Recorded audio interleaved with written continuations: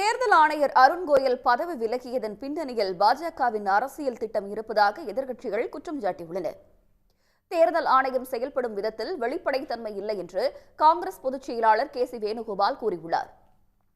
இதுகுறித்து தன்னுடைய எக்ஸ் பக்கத்தில் பதிவிட்டிருக்கும் அவர், மக்களவைத் தேர்தல் நெருங்கும் நிலையில் தேர்தல் ஆணையர் அருண் கோயல் ராஜினாமா செய்திருப்பது உலகின் மிகப்பெரிய ஜனநாயக நாட்டின் ஆரோக்கியத்தை பாதிக்கும் வகையிலானது என்றார்.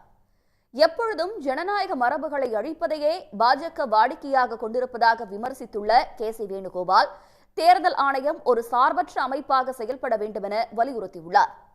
தேர்தல் ஆணையர்கள் பதவி காலியாக இருப்பது கவலைக்குரியது என்று திரிணாமுல் எம்பி சாஹித் கோகலே தெரிவித்திருக்கிறார். மோடி அரசு கொண்டு வந்த புதிய சட்டப்படி பிரதமரும் ஒன்றிய அமைச்சரும் வாக்களித்ததாலே தேர்தல் ஆணையரை தேர்வு செய்துவிட முடியும் என்று குறிப்பிட்டிருக்கும் அவர், இது மிக மிக கவலைக்குரிய ஒன்றாகும் என கூறியிருக்கிறார். சில நாட்களில் தேர்தல் தேதி அறிவிக்கப்பட இருக்கும் நிலையில் ஒரு அதிகாரி பதவி விலகுவது சந்தேகமாக இருப்பதாக காங்கிரஸ் எம்பி கார்த்தி சிதம்பரம் கூறியிருக்கிறார். விபரீதமான ஒரு திட்டம் இல்லாமல் பாஜகவினர் இவ்வாறு செய்ய மாட்டார்கள் என்று கூறியிருக்கும் அவர், பாஜக சொல்வதை அருண் கோயல் கேட்கவில்லையா அல்லது இவரை விட சமத்தாக இருக்கக்கூடிய ஒரு அதிகாரி தேவைப்படுகிறாரா என தெரியவில்லை என்று குறிப்பிட்டிருக்கிறார்.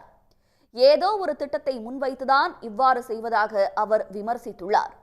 உடனுக்குடன் செய்திகளை தெரிந்து கொள்ள சன் நியூஸ் பெல் ஐகானை கிளிக் பண்ணுங்க.